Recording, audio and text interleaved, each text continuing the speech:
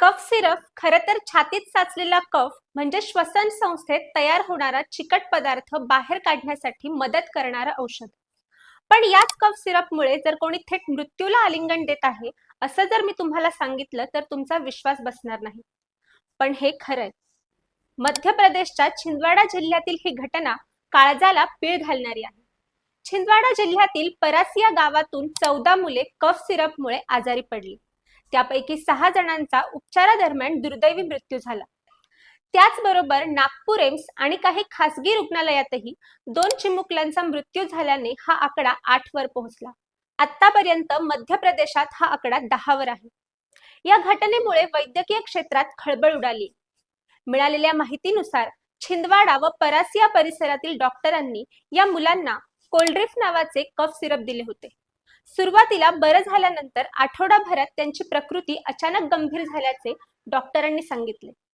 मुलांच्या मृत्यूसाठी ज्या कफ सिरपला जबाबदार धरलं जातं त्यात विषारी रसायन मिसळलेले असल्याची पुष्टी तमिळनाडू सरकारने केली आहे.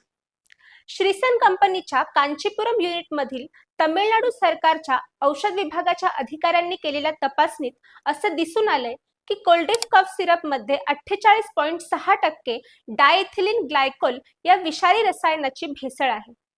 यानंतर तमिळनाडू सरकारने कोल्ड्रिफ कफ सिरपच्या उत्पादनावर आणि विक्रीवर बंदी घातली आहे.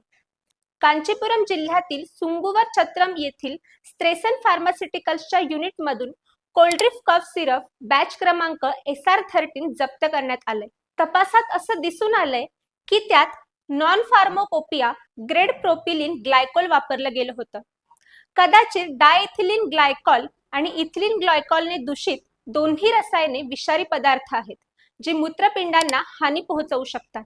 तमिळनाडूचे औषध नियंत्रक विभागाकडून म्हणजेच ड्रग कंट्रोल डिपार्टमेंटकडून नमुने चेन्नईच्या सरकारी प्रयोगशाळेत पाठवण्यात आले आणि 24 तासांच्या आत अहवाल प्राप्त झाला. त्यात असं आढळून आले की कोल्ड्रिफ सिरपचा हा बॅच 48.6% विषारी होता आणि मानक दर्जाचा नव्हता. राजस्थानमधील सीकर जिल्ह्यात एका 5 वर्षाच्या मुलाचा मृत्यू झाला.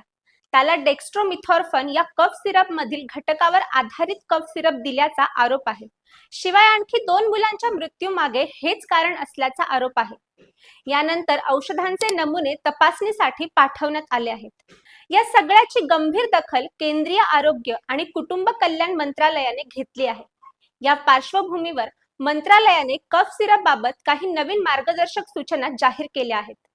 2 वर्षाखालील मुलांना कफ आणि सर्दीवरील कोणतीही औषधं देऊ नयेत.